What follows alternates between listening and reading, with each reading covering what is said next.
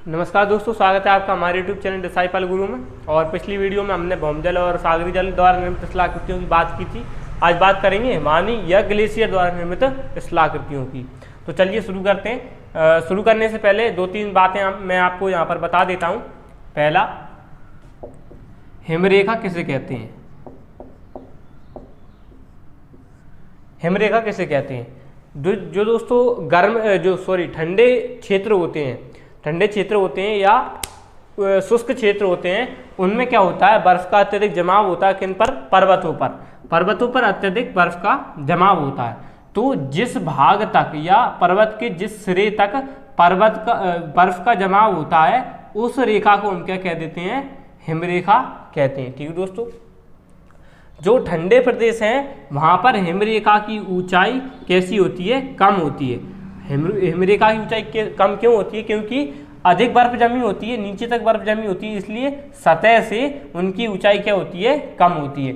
और जो थोड़े गर्म प्रदेश हैं, गर्म भी हैं, थोड़े ठंडे भी हैं, वहां पर क्या होता है? इनकी ऊंचाई अधिक मिलती है। किसकी? हिमरेखा की ऊंचाई अधिक मिलती है, तो इसे कहते हैं हिमरेखा। अब बात करते हैं किसकी?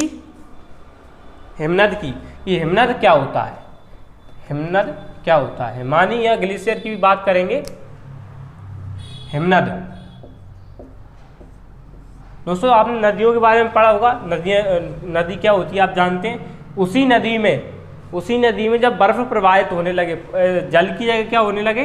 बर्फ प्रवाहित होने लगे, तो इस तरह बर्फ द्वारा निर्मित नदियों को क्या कहेंगे? हम हिमनद कहेंगे, यानी कि बर्फ की नदियां, हिमनद। ठीक है दोस्तों, अब बात करते हैं हिमानी क्या होती है। जो बर्फ इन नदियों में बह रही है, यानी हिमनद में जो बर्फ बह रही है, उसे ही हिमानी या ग्लेशियर हम कहेंगे। ठीक है दोस्तों, भारत के उत्तरी भाग में, सबसे उत्तरी भाग में आपने सियाचिन ग्लेशियर का नाम सुना होगा, उसे ही हम हिमानी या ग्लेशियर कहते हैं। अब बात करते हैं इनसे कौन कौन सी शिलाकृति को निर्माण होता है। तो पहले बनती है इनसे यू आकार की घाटी। हमने नदियों द्वारा जो निर्मित शिलाकृति थी या नदी के कार्य थे, उनमें देखा था वी आकार की घाटी। यहाँ पर बात करेंगे यू आकार की घाटी, इनमें आप कंफ्यूजन ना हो। हम बात करते हैं, जैसे मान लीजिए ये कोई चट्टानी क्षेत्र है, इस पर क्या हुआ? हिमानी प्रवाहित हो रही थी। ये मान लीजिए ये कोई चट्टानी क्षेत्र है, इस पर क्या हुआ? हिमानी प्रवाहित हो रही थी। अब यहाँ पर कोई क्षेत्र ऐसा दिखा, मुलायम भाग दिखा, यहाँ पर ही इसने अपरदन शुरू कर दिया। अपरदन शुरू करने के कारण क्या हुआ? यहाँ पर जो हिमानी है वो कुछ यू आकार में संरचना का निर्माण करने लगेगी। हिमानी कैसी आकृति का निर्माण करने लगेगी? यू आकार की संरचना का निर्माण करने लगेगी। इसे ही हम क्या कहेंगे? यू आकार की घाटी। ठीक है दोस्तों, अब बात करते हैं आगे लटकती घाटी। मान लीजिए दोस्तों ये कोई दो हिमनद हैं जो बह रही हैं। ठीक है दोस्तों, यहाँ से कोई हिमनद है और यहाँ से कोई हिमनद है। तो इन दोनों हिमनदों के मिल जाने से जो ग्लेशियर है वो कुछ उठा हुआ प्रतीत होता है। यहाँ से उठा हुआ प्रतीत होता है ये ग्लेशियर, और ऐसा लगता है कि कोई बर्फ लटक रही हो। उसे ही हम क्या कह देंगे? लटकती घाटी। लटकती घाटी किसके लिए? हिमानी के लिए। ठीक है दोस्तों, अब बात करते हैं सर्क या हिमगह्वर। अब दोस्तों मान लीजिए ये कोई चट्टानी क्षेत्र है या कोई चट्टान है। इसमें क्या हुआ? एक कोई क्षेत्र था जो कैसा था? मुलायम था। अब यहाँ से क्या हुआ? कोई हिमानी यहाँ से प्रवाहित होना प्रारंभ हुई और इस ओर प्रवाहित हो रही है। अब यहाँ पर इसके द्वारा, हिमानी के द्वारा क्या किया गया? इसके जो आंतरिक भाग है, यहाँ पर इन कणों को क्या कर दिया? अपरदन कर दिया गया इतने क्षेत्र का।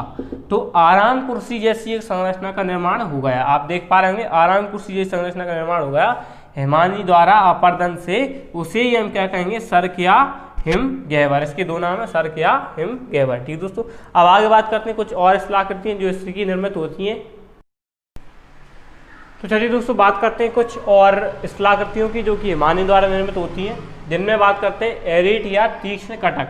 मान लीजिए दोस्तों ये कोई चट्टानी भाग है, इसमें हिमानी द्वारा यहाँ से अपरदन कर दिए जाए और यहाँ से अपरदन कर दिए जाए, तो जो नुकीले भाग यहाँ से दिखाई देंगे, यहाँ से अपरदित भाग हट जाएगा और यहाँ से हट जाएगा। तो ये जो नुकीला भाग, जो उसकी कोर दिखने लगेगी या नुकीला भाग जो दिखेगा, उसे ही हम क्या कहेंगे? एरीट या तीक्ष्ण कटक। ठीक है दोस्तों, इसके बाद बात करते हैं गिरिशृंग या हॉर्न। ये क्या होता है दोस्तों? जब किसी चट्टानी भाग के चारों ओर क्या बनने लगे, सर्ग बनने लगे, चट्टानी भाग के क्या हो, चारों ओर सुरंग बनने लगे, तो क्या होगा, यहाँ पर अपर्दन के कारण यहाँ पर क्या होगा, चारों ओर सुरंग बनेंगे और ये पूरी जो संरचना है कुछ इस तरह से दिखाई देने लगेगी, इस तरह से नुकीली या सींग की आकृति में दिखाई देने लगेगी। इसे ही क्या कहेंगे, गिरी सुरंग या हॉर्न। ठीक है दोस्तों, अब बात करते हैं नूनाटक की।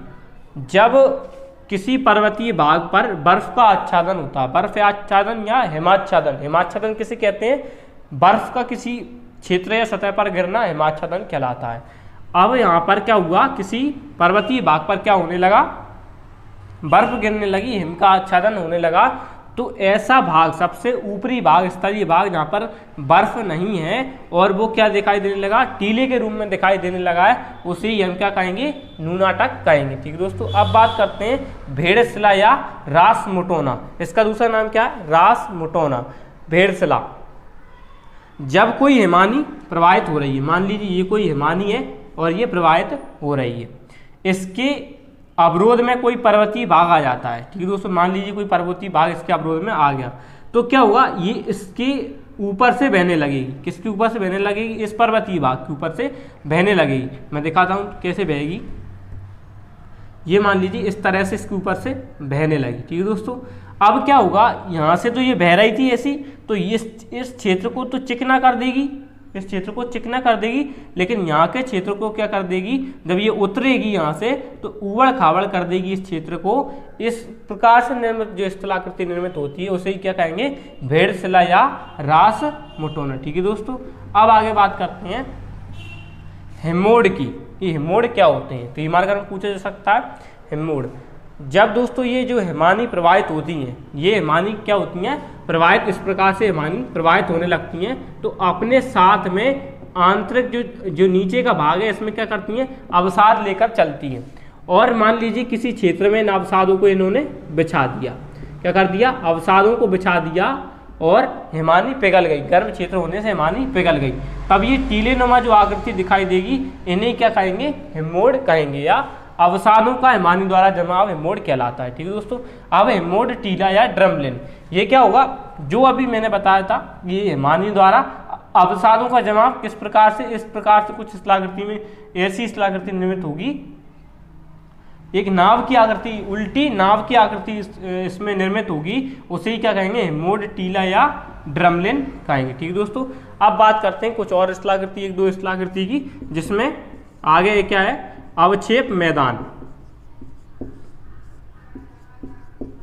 दिख नहीं रहा, इसको थोड़ा मैं साफ कर देता हूं।